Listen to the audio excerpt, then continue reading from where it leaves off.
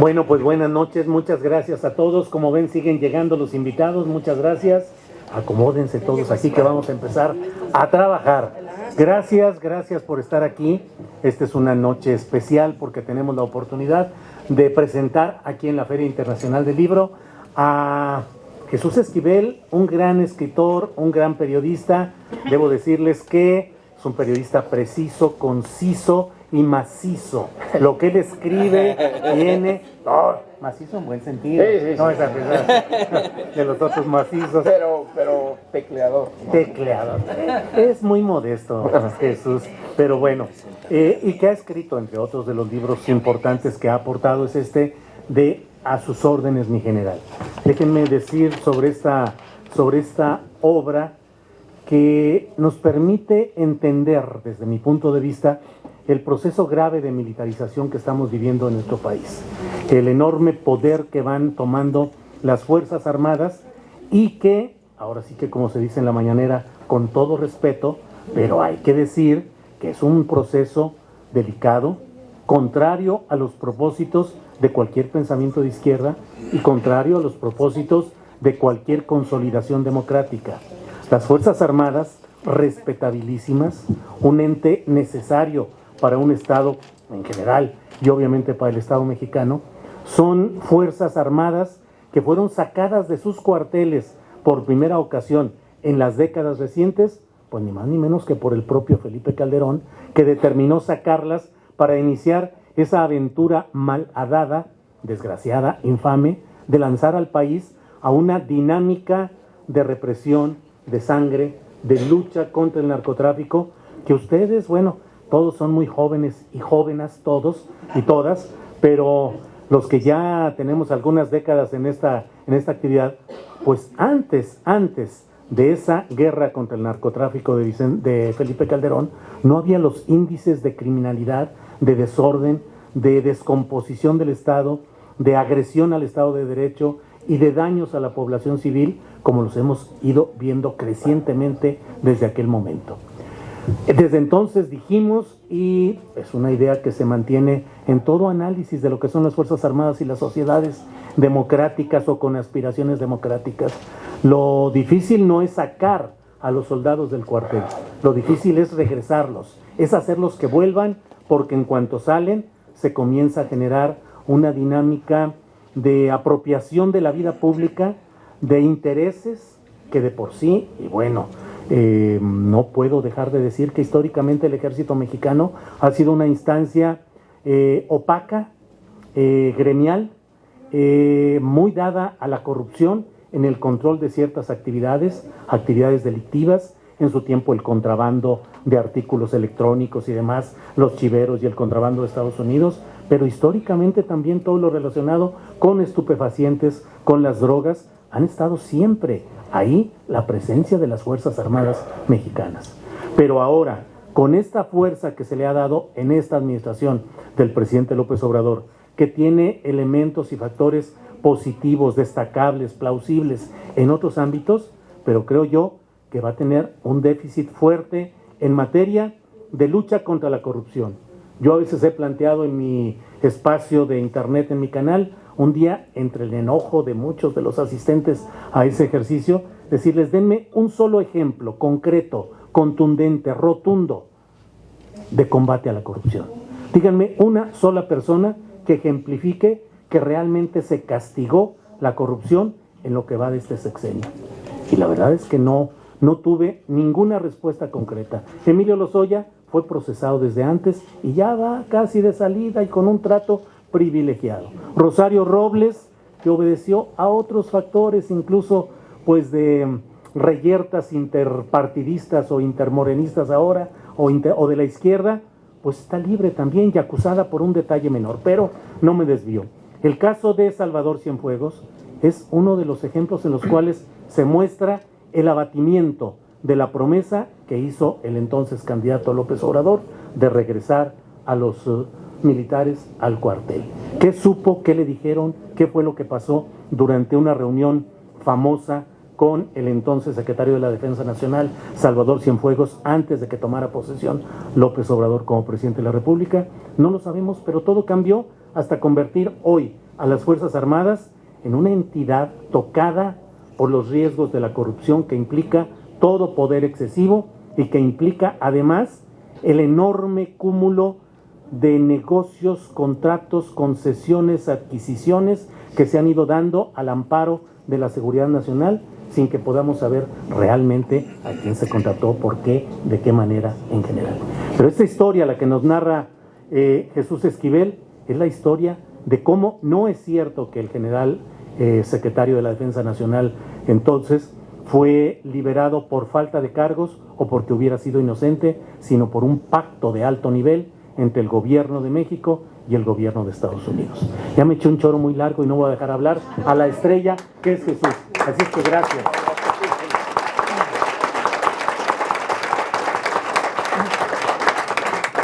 Fíjate que precisamente el día de hoy, aquí en esta Feria Internacional del Libro, que no es nada de reunión de gente de derecha, ni buena ondita, ni mala ondita.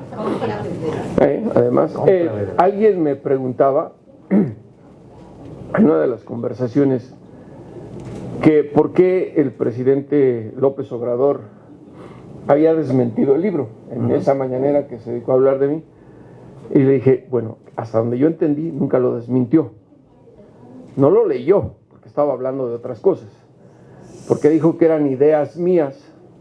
Y si ustedes ven el libro, la narración de los hechos es de los protagonistas. Marcelo Ebrard, que era su canciller, la embajadora Marta Bárcena, y otros que están ahí citados con nombre y apellido, que cuentan además que yo les avisé con tiempo que estaban investigando al general Cienfuegos, y pues el propio presidente en una mañanera dijo que a él también le avisó la embajadora, a quien yo le había dicho, y si no le avisaron al general Cienfuegos fue otra cosa. Tal vez no hubiera ido a los Estados Unidos, el fiscal Gers Manero lo sabía, creo que no me creyó en su momento, pero bueno, eso es historia. La pregunta que me hacían es, ¿qué debió haber hecho el gobierno mexicano? Llevo ya muchos años en Washington, como le digo yo, y me parece que por una muy mala estrategia de comunicación de mi tocayo Ramírez Cuevas, no supieron vender incluso la idea, obviamente fuera de las presiones que le hizo el ejército. Pero yo lo dije hasta en tono de broma y me quedé pensando y dije, sí, yo lo hubiera vendido así. Este caso representa la primera ocasión que el gobierno de México arrinconó al de Estados Unidos. Y fue muy sencillo. O me lo regresan sin cargos y de manera expedita, o expulso a los 54 agentes de la DEA de México. El resultado fue eso. Ahora bien, es importante lo que decía Julio, de que en ningún momento el gobierno de Estados Unidos dijo es inocente. En la audiencia en Nueva York, la última, el día, horas antes de que lo regresaran y que llegó a Toluca, la juez lo dijo y están los documentos, lo cito. Estoy exonerando el caso porque me ordenó el Departamento de Justicia anularlo. Nunca dijo porque el señor es inocente. Y se regresa. ¿Qué ocurre en todo esto? Bueno, que con todos los errores, pecados y corrupción que hay en el gobierno estadounidense, porque la hay con su sistema judicial que tienen de perdonar a los testigos protegidos, como en todos los gobiernos hay gente que se dedica a hacer su trabajo, bien o mal, y es honesta. Y me parece muy loable lo que hicieron los fiscales, el equipo de fiscales que estuvo investigando el caso. En primer lugar, cuando se enteraron que lo iban a regresar, recogieron el expediente y no se lo entregaron completo al gobierno de México. Se quedaron con qué. A lo mejor un día lo sabemos si hay alguna otra investigación contra otro exfuncionario del gobierno mexicano. ¿Y qué hicieron después los fiscales? En protesta por ese acto de negociación política a un caso que habían investigado, renunciaron a su puesto. Esa fue su protesta. Y me decían, ¿y por qué en Estados Unidos no hubo reacciones en la prensa? Pues porque yo les garantizo que en la prensa no saben quién es el general Cienfuegos. No es un tema que para ellos sea importante. Nosotros, aquí en México, seguimos padeciendo lo que nos provocó Felipe Calderón, esa guerra militarizada. El problema que yo veo ahora, y con el caso Cienfuegos creo que es muy claro, es que al presidente no se le puede contradecir, al presidente Andrés Manuel López Obrador, porque inmediatamente tilda a uno de cualquier cosa, de lo que se le venga en la cabeza, y ya olvídate lo que hayas hecho en el pasado, ¿no? A mí me dijo que yo era un conservador. No, la verdad es como que no insulto, pero digo, bueno, al señor ya se le olvidó que yo fui el primer reportero en publicar que Genaro García Luna estaba en el narcotráfico cuando Felipe Calderón era presidente. Y que me aplaudió y que qué bueno, que utilizó a la revista Proceso para un debate. El tema es que nosotros no estamos para aplaudir a nadie, me parece. Los medios de comunicación, la labor óptima de cualquier medio es cuestionar al poder a nombre de la sociedad, que no lo puede hacer. Y preguntar no es estar partidario con nadie. Y eso fue lo que hice en este caso.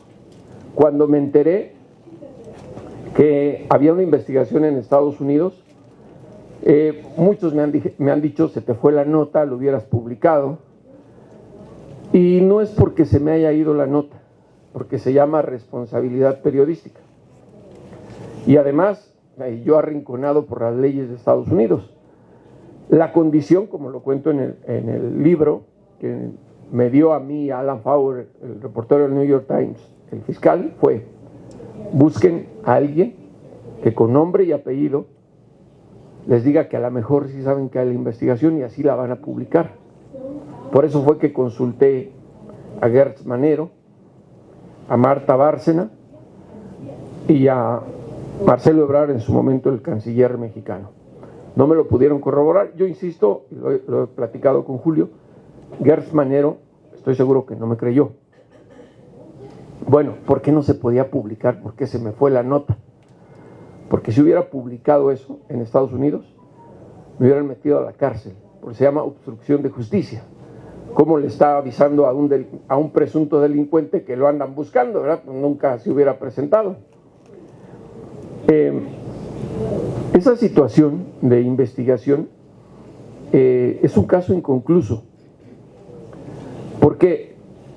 Porque no sabemos qué hay en ese expediente completo. ¿Quiénes más o hasta qué pruebas podían haber aportado en el juicio? Por eso era importante el juicio. Y olvídense del juicio del Chapo y el de Genaro García Luna. Este iba a ser el juicio para nosotros los mexicanos, porque tiene que ver con el ejército, que pues en nuestro país todo el mundo sabemos que ha habido corrupción y acercamiento con el crimen organizado. Hay un caso que a lo mejor sí se nos fue la nota, lo publicamos pero no indagamos más. Durante el juicio contra el Chapo Guzmán en Nueva York, cuando testificó Jesús Vicente Zambada, el Vicentillo, lo dijo delante de todos: yo fui a Los Pinos, el hijo del Mayo Zambada, fui a Los Pinos a hablar con el jefe del Estado Mayor Presidencial en el sexenio de Cedillo, para decirle que dejara de molestar a mi mamá. El narco ha llegado a Los Pinos a través de un militar, como sea. Él lo narró, lo dijo, nadie desmintió absolutamente nada. No han estado los militares involucrados en el combate al narcotráfico por razones de que ellos quisieran. Los metió Calderón y todo lo que provocó en el país. Ellos tienen la capacidad estratégica y bélica de enfrentar al narco, porque todos sabemos que están empoderados por las armas que han adquirido y que han tomado acciones muy violentas en contra de la sociedad. Ni siquiera dar nombres, están los casos todos los días, ya no nos llama la atención. Perdón, es que hace un rato como que sentí que me resfría. Ya no nos llama la atención el asunto de que cada vez hay más muertos, ya nos acostumbraron a los muertos, ya no es nota. No nos escandalizamos cuando lo de la discoteca en Michoacán, la primera vez que arrojaron las cabezas, que fue en el ocaso del sexenio de Vicente Fox. A una pista de baile. Sí.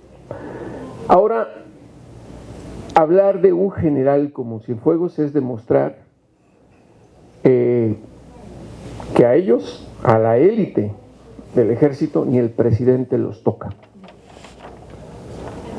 Porque recuerden, y por eso recogí cuando lo hablé con Enrique Calderón, que era necesario recuperar la transcripción de las mañaneras de este caso, porque al día siguiente de que lo detuvieron en Los Ángeles, no sé si se acuerdan ustedes, estaba contento el presidente y dijo, qué bueno, porque de aquí vamos a descubrir lo que había. 2 días después, ¡pum!, el cambio de posición del presidente. ¿Por qué? Porque lo narro ahí, no puedo decir el nombre, pero cualquier persona que lea el libro se va a enterar, van a saber quién me lo dijo, quién me contó que todos los militares iban a Palacio Nacional a pedirle que lo liberara, que hiciera lo que hiciera, pero que lo regresaran de Estados Unidos al general.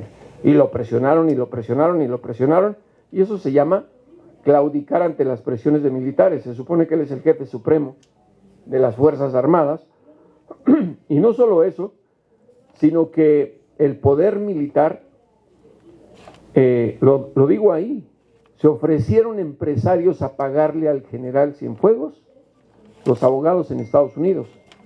Y estamos hablando de un caso federal en donde la verdad, créanme, que un abogado deja a uno pobre en un día si no tiene uno nada, nada más por las horas que cobran a partir de que salen de su casa para ir a defender a alguien. Estamos hablando de una corte federal donde seguramente, por muy modesto que haya sido la propuesta de defenderlo, estamos hablando de unos, por lo menos $10,000 la hora. Y olvídense del equipo, bueno, la influencia de los militares para que un empresario se ofreciera a yo lo pago, señor presidente.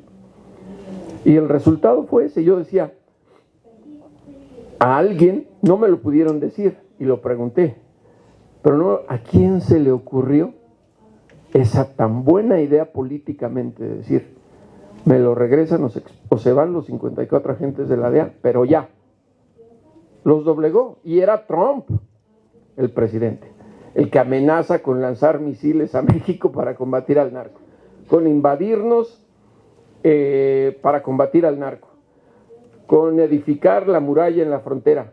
Donald Trump, quien más ha ofendido a los mexicanos, es el exfuncionario gringo a quien más defiende el presidente López Obrador, su amigo, lo ha dicho. Es increíble, pero al ejército no se le toca. Imagínense, pues, las hipótesis ahora, transcurrido el tiempo y exonerado el general, ¿qué nos hubiéramos podido enterar en ese juicio? Sea verdadero o sea falso, porque de eso se trata un proceso judicial en Estados Unidos. La defensa presenta su caso, testigos que pueden ser manipulados, pueden decir mentiras, es un juicio, pero al juez no le toca decidir si es culpable o inocente. Por eso hay un jurado calificador de ciudadanos, y la defensa tiene que preparar también su estrategia. Ahora bien, ¿por qué lo digo? Porque me han hecho muchas preguntas como diciéndome, ¿tú por qué no le avisaste al general? O si no era mi papel, hubiera sido entonces sí chayotero. Imagínate, estaría súper bien con el ejército.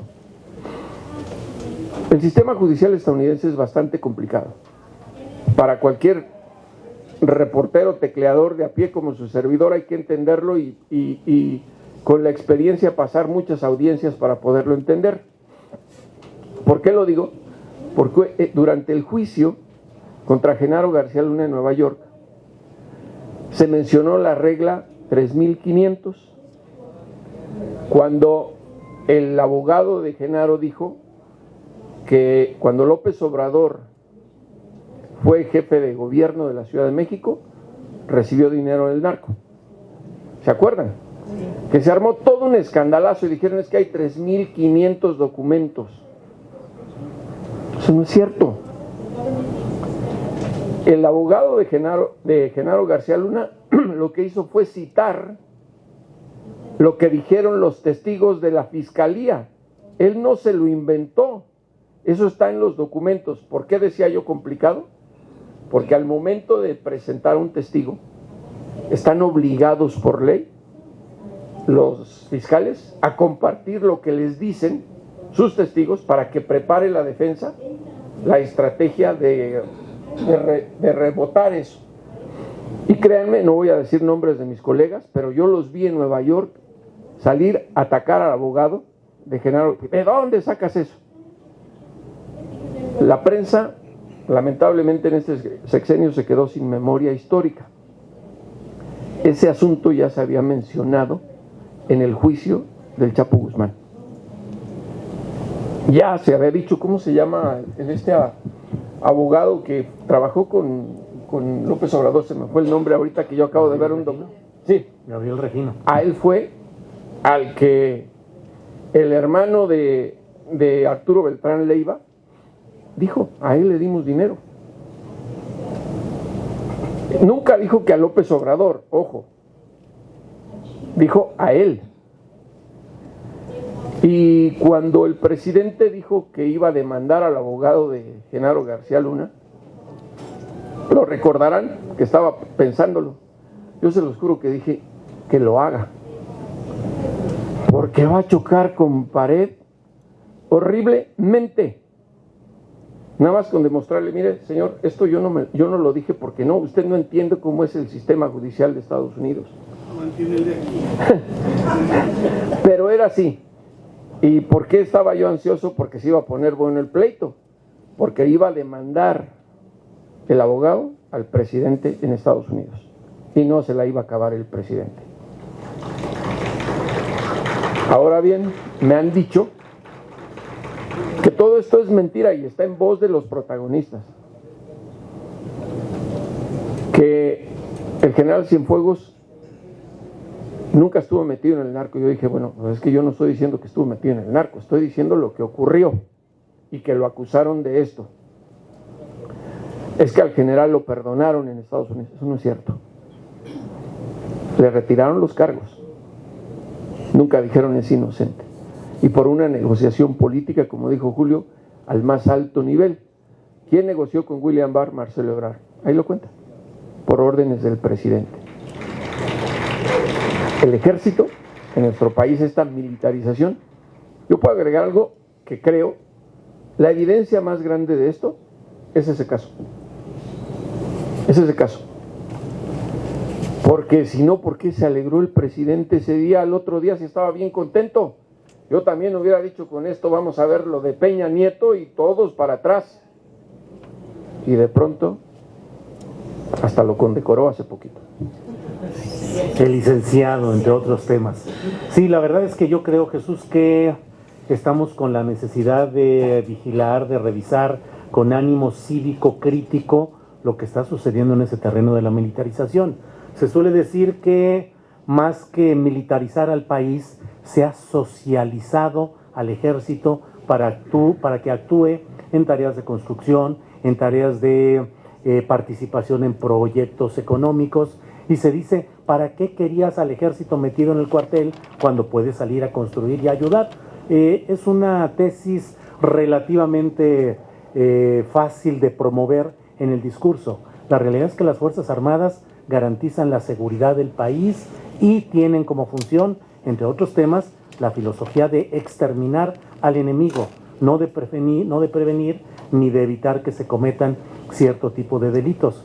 Y estamos viendo y viviendo sobre todo el proceso de contaminar a las Fuerzas Armadas con el gran pastel de los negocios, hoy con más de 260,000 millones de pesos que operan en diversos ámbitos de aduanas, de puertos, de aerolíneas, de trenes, de todo lo que va sucediendo. Bueno, ya no más falta que un día elijan dirigente o presidente de línea a un militar, o que pongan también de ministro de la Corte a un abogado militar. O que lo ponga al frente de los Oxxos si fueran del gobierno, ¿no? Pero, Oxxo militar. Sí, pero sí. Mira, Julio, yo quería agregar algo antes de que abramos para las preguntas, y es que el gran riesgo de lo que hizo Calderón, y que es el resultado de todo esto, es meter a los militares a combatir al narco, porque los narcos corrompen todo, tienen mucha lana y se le acercan, y hay gente que cae en la tentación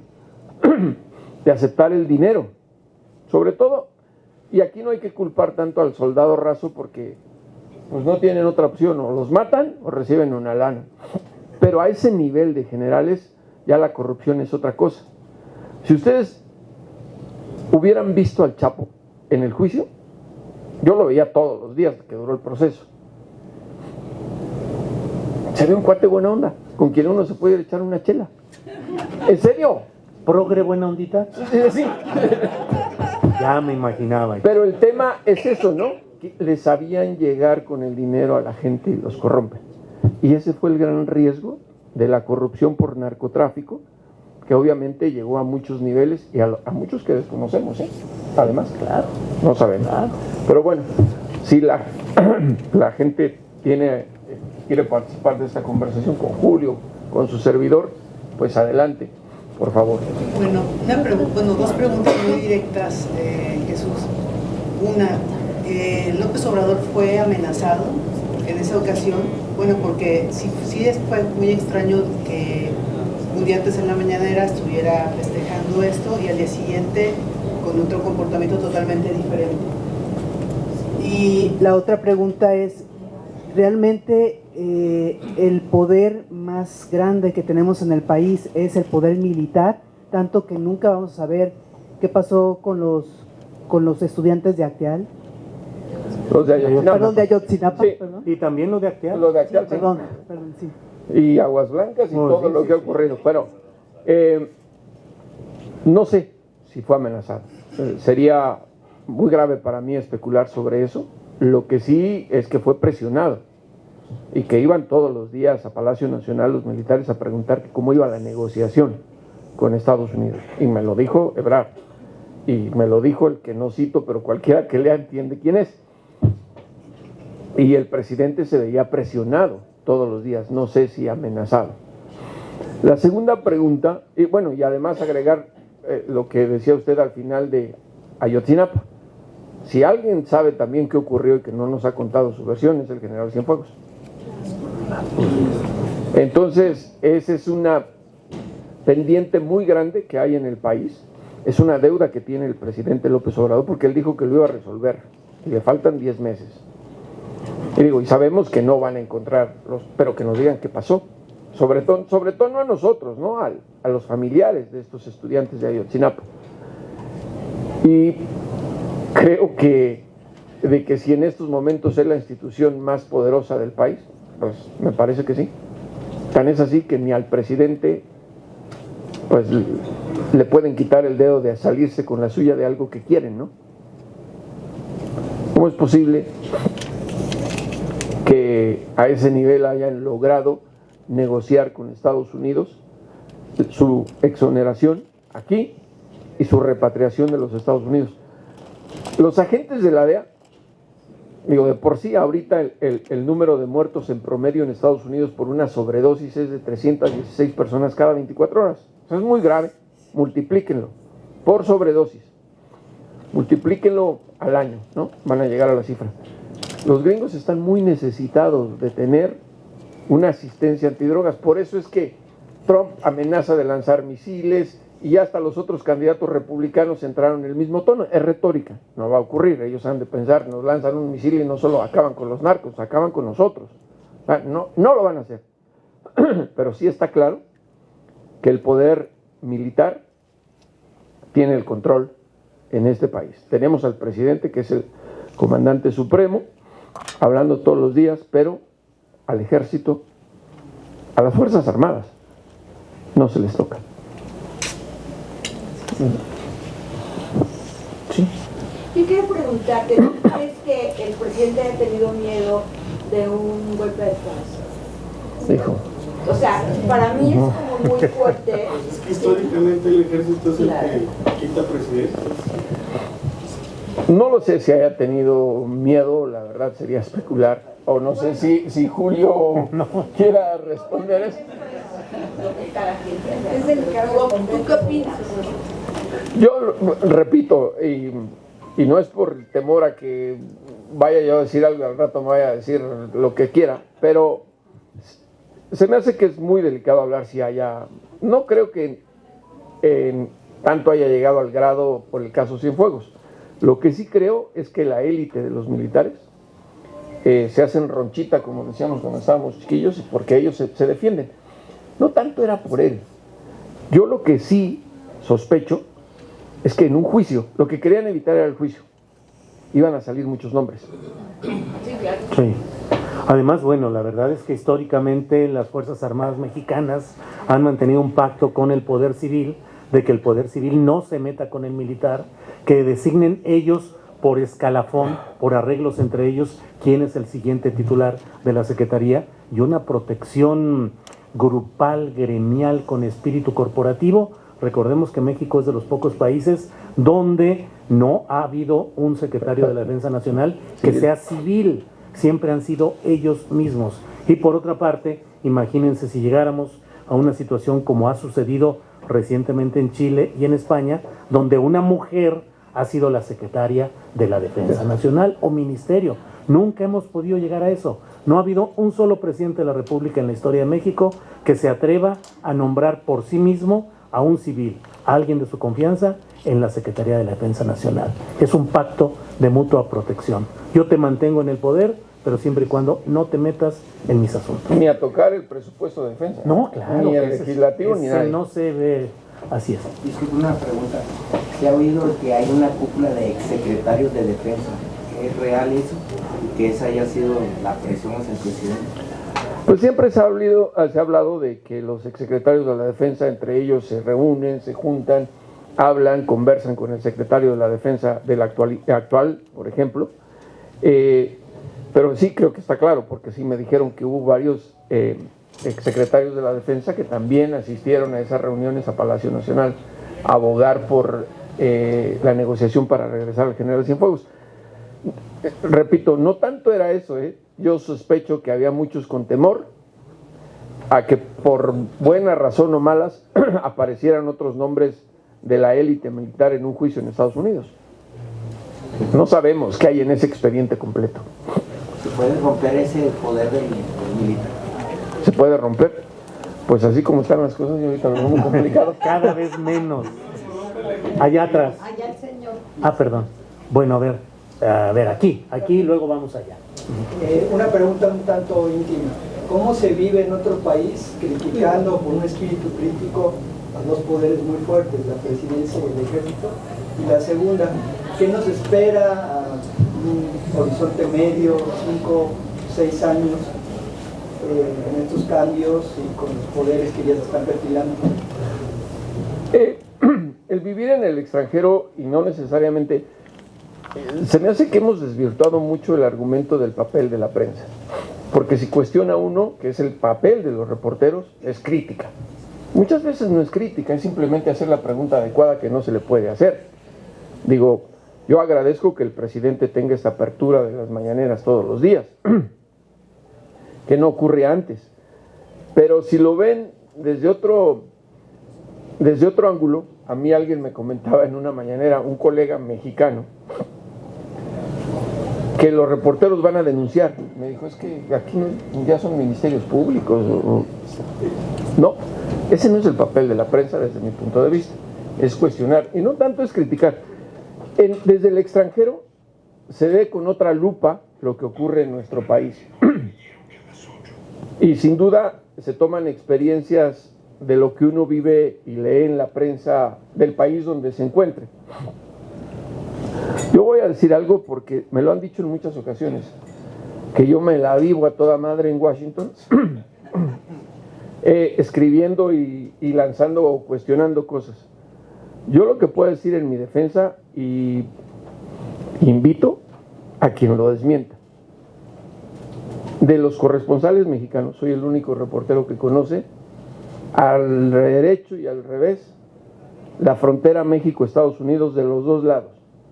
Y me pasé casi todo el sexenio de Calderón cubriendo la lucha militarizada en el norte, en Ciudad Juárez sobre todo, cuando estaba caliente, como se dice. Conozco la sierra, he estado en varios estados reporteando. No soy de esos reporteros, ni ahora ya me dije reportero, ni a eso yo, tecleador, que me dedico desde un escritorio de la comunidad a hacer análisis de lo que escriben mis colegas o investigan. Me gusta ir a las fuentes, por eso acudí en esto y en otros trabajos que he hecho, ¿no? Yo recuerdo muy bien cuando critiqué, que era exponer lo que a mí me dijeron de Genaro García Luna en 2009, cuando saqué, por eso lo tengo colgado en mi Twitter, porque me dijeron, tú nunca tocaste a Genaro García Luna. Ah, caray, nunca. Ahí están los ejemplos. Y recuerdo perfectamente que a las 3 semanas de publicarse eso, la embajada, porque entrevisté a un agente de la DEA, que era el jefe de la inteligencia, y él me lo dijo, se llama Tony Plácido, ya está jubilado. A las 3 semanas, la embajada de Estados Unidos, aquí en México, desmintió la nota. En una carta que me dieron a proceso yo tenía la grabación, y respondí que tenemos la grabación, y ahí quedó el asunto. Años después, ya jubilado Tony Plácido me invitó a comer en Washington y me dijo, tengo que pedirte una disculpa, Jesús. Y yo ya ni me acordaba. Y me dijo, el desmentido que hizo la embajada de Estados Unidos, de mi país, a tu reportaje, fue a pedido de Genaro García Luna. Por allá atrás. Sí. Es lamentable escuchar la situación de la pérdida del pudo llegar a conocer la situación del ejército, el narcotráfico, de pueblos para atrás. De alguna manera me da la impresión que los fiscales, los fiscales denunciaron. Habrá manera de, ya sea a través del periodismo, porque me queda claro que la presión es... La presión fue para abortar el juicio, pero el expediente está ahí, que lo mandaron todo testado. Falta saber si así lo mandaron o lo testaron acá en México. Mandaron una parte, lo que mandaron no es... Sí, una vacilada. Una venganza. El caso, la pregunta es, ¿habrá manera o la esperanza de que más adelante, a través del periodismo, de periodistas se conozca como ustedes, de los fiscales, digo, no sé, me aventura que se conozca el contenido, que podamos llegar para atrás, ir, aunque no sea en el juicio, o esperar a otro tiempo, que pudiera dar como la luz para, o la esperanza de poder llegar a conocer lo que hay en ese expediente y que pudiera salir a la luz. Gracias.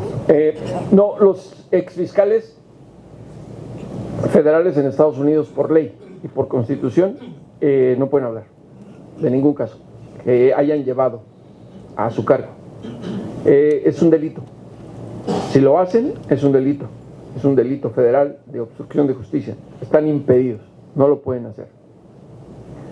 Y no se van a atrever, o sea, porque ahora puedo decir que varios de esos fiscales ahora trabajan en los bufetes de abogados más importantes en Estados Unidos, ganan muchísimo dinero.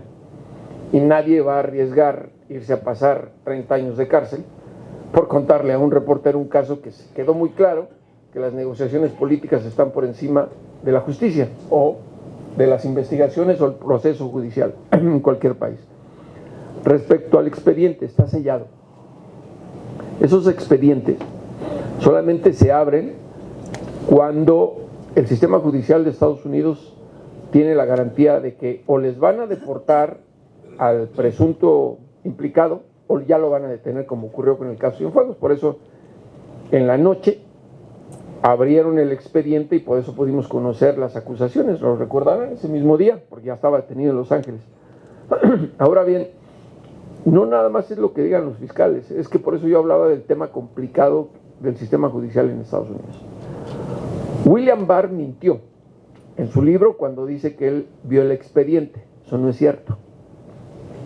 La ley en Estados Unidos, ni al Procurador General de Justicia, le autoriza para que un fiscal le dé a conocer el contenido de un expediente judicial. Ni el presidente de los Estados Unidos lo puede hacer, ¿eh? Ni el presidente. Eso es ley en Estados Unidos. ¿Por qué? ¿Qué ocurre? Cuando hay una investigación así, el procedimiento es sencillo. Al Procurador General le dan una especie de resumen del caso que tienen, que eso fue lo que hicieron los fiscales, le contaron pero nunca le enseñaron el expediente. No se puede. ¿Qué ocurre con eso? Si consideran que hay elementos para sustentar una orden de arresto, una solicitud de extradición, quien toma la decisión es el gran jurado. ¿Se han oído hablar del gran jurado? Y eso es antes de que siquiera ocurra. Si el gran jurado dice, esto tiene validez para un caso federal, viene lo siguiente. ¿Qué otros podrían estar embarrados? Pues podemos pasarnos toda la noche especulando, si algún día hay. Y ojalá, yo lo único que les digo que con el caso Cienfuegos la lección es, si tienes cola que te pisen, procura evitar ir a Estados Unidos. Digo, Calderón presumía la gran amistad con los gringos, ¿no? Y eligió irse a España. Por allá. Un par de preguntas. Si, por ejemplo, Cienfuegos, el nombre de Cienfuegos no es relevante en Estados Unidos, ¿por qué capturarlo? Esa sería una. Y la otra, ¿qué perspectiva se puede ver para México si se sigue con esta militarización de pueblo uniformado? De que no es importante, yo me refería a términos de la prensa. No tuvo repercusiones, o sea, los periodistas no le siguieron rascando. Se acabó el caso y para ellos pues, es otro mexicano corrupto más que se va, ¿no? Así lo ven. Sí había interés porque era la primera vez que un general, pero como todo se acabó porque como se nos fue la nota, Alan Fauer del New York Times y yo ya habíamos planeado publicarlo juntos en el New York Times y en Proceso al mismo tiempo, pero no se pudo. Yo les doy un caso importante para poner en perspectiva lo que la prensa gringa tiene interés en el caso de México, ¿no? Y es muy claro el ejemplo. En el juicio del Chapo, que se hicieron famosas las desmañanadas y estar uno afuera de los reporteros a ciertas horas hasta en la noche, era porque era el Chapo y porque pues, era una leyenda y los mismos gringos lo hicieron famoso, ¿no? El hombre más poderoso, el criminal más peligroso. Era un tema mediático. Si ustedes me preguntan de esos juicios, para mí cuál ha sido más importante, pues era el de Genaro García Luna, el primer exsecretario. No hubo prensa gringa.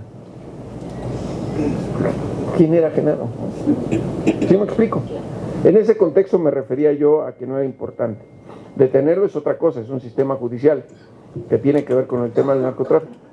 ¿A dónde vamos a ir? Pues miren, yo lo que creo es que más allá de quien vaya a ser presidenta o presidente, que ojalá nos puedan devolver la tranquilidad y paz en el país, que me parece que sigue siendo la gran exigencia nacional. Acá es un jovenazo, pero yo cuando era adolescente recorrí todo el país, estudiante sin dinero, porque se podía viajar en el país. Sí. Incluso yo me acuerdo que llegaba uno con la credencial de estudiante y hasta le daban a uno asilo de comer la gente, porque así éramos los mexicanos. Ahora ya sospechamos hasta de nuestra propia familia, ¿no? Ha habido casos claros de secuestros, de extorsiones de la misma familia. ¿Por qué? Porque dejaron escuela el narcotráfico, los Zetas, de aterrorizar al país gracias a Felipe Calderón. De verdad, hay gente que me ha preguntado que por qué odio tanto a Felipe. Y sí lo odio, de verdad, porque nos echó a perder al país y nos quitó la tranquilidad.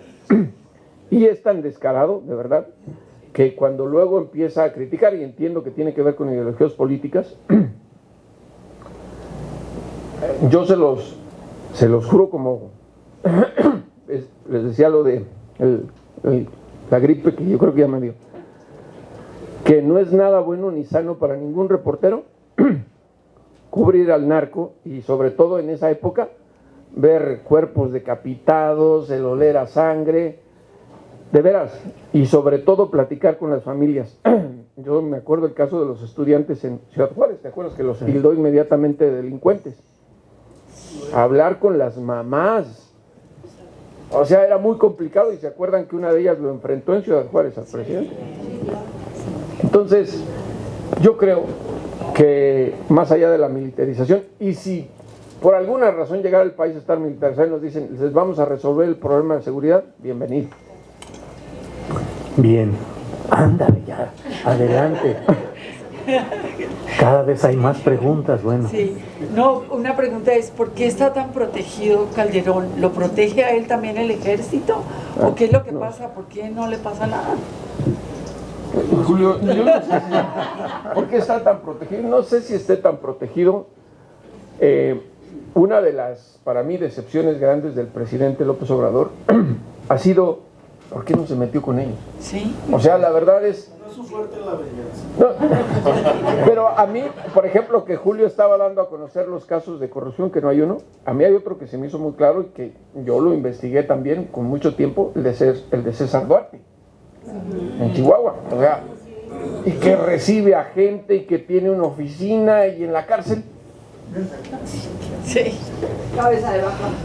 Hay muchos, digo, como decía Julio, o sea... Alfaro. Joder. ¿Cuántos desaparecidos tenemos ya? Claro. Pues eso, pero yo no sé si esté tan protegido Calderón, yo creo que a veces no duerme tranquilo, ¿eh? Por eso se Y fue a no va a Madrid. Estados Unidos. Por eso se fue a Madrid a descansar allá. A ver, hasta allá y luego regresamos aquí. Sí, muchas gracias.